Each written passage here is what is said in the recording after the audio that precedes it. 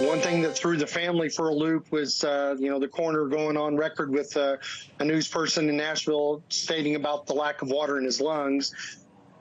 It raises more questions. I'm not a crime drama person by no means, but usually water in the lungs means that, they were alive when they went into the water. And that would be news. There's a family member of Riley Strain, a friend. The 22-year-old whose body was recovered in the Nashville River last Friday, he disappeared a couple of weeks before. An autopsy requested by the family found, as you heard, he had no water in his lungs.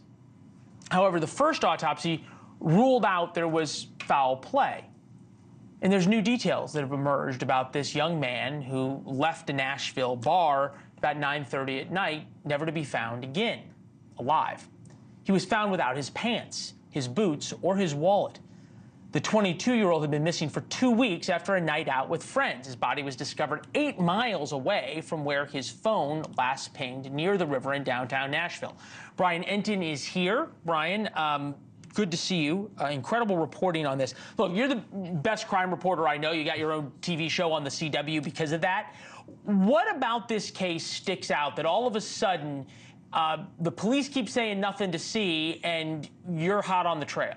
Well, look, I mean, the family has been very persistent for quite some time that they don't necessarily think there was foul play. I mean, they're not coming out and saying we think he was murdered, but just that they want more investigation. They don't like the fact that Nashville police just sort of said it was an accident early on, case closed, essentially. And they have now learned that Riley's body, when it was found 2 weeks after he went missing in the river, about 8 miles down the river from where he went missing near downtown Nashville, that the body that was missing his jeans, he wasn't wearing his jeans, he wasn't wearing his size 15 cowboy boots, and his wallet was also missing, but he still had his shirt on and he still had his Apple Watch on. And that is something that has really, really perplexed them. They decided they wanted to have their own private autopsy. So, the county did an autopsy. Now they've paid for someone to do their own autopsy. They're waiting on the toxicology results, but they would like the Nashville Police Department to continue investigating, to go out, try to interview witnesses. There's a whole homeless group of people that live near the river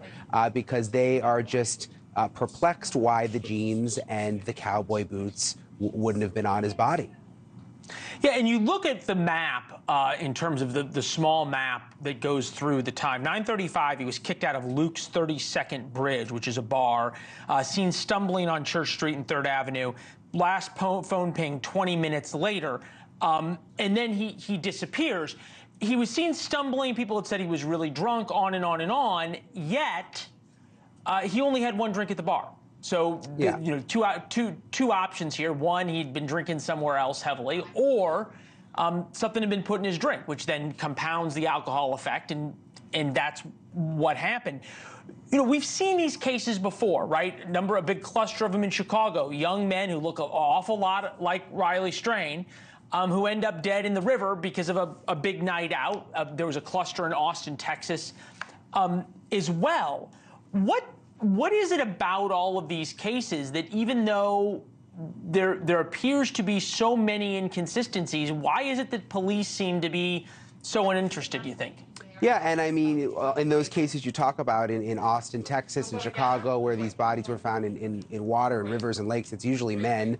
And look, again, I think police are trying. I think they believe it's an accident, but we've done so many stories where police will say something's an accident and then an investigation gets reopened and they realize, wait, maybe something else was going on here. And again, just the fact that he didn't have the boots, that he didn't have the pants. I talked to a medical examiner today. I talked to a death investigator. I mean, there are explanations. His body was probably at the bottom of the river. It went 8 miles. Is it possible that he got stuck up on some kind of debris that took off parts of his clothes? Maybe. But then there's other strange things. He wasn't. There were no puncture wounds. He wasn't stabbed. There were no signs of foul play. I'm also told that your body bloats, and it would make it more difficult for your clothes to come off. So again, another reason the family's saying, like, let's just take a step back. There were a lot of people out there. There were a lot of people down near the river. They need to continue interviewing people to figure out exactly what happened.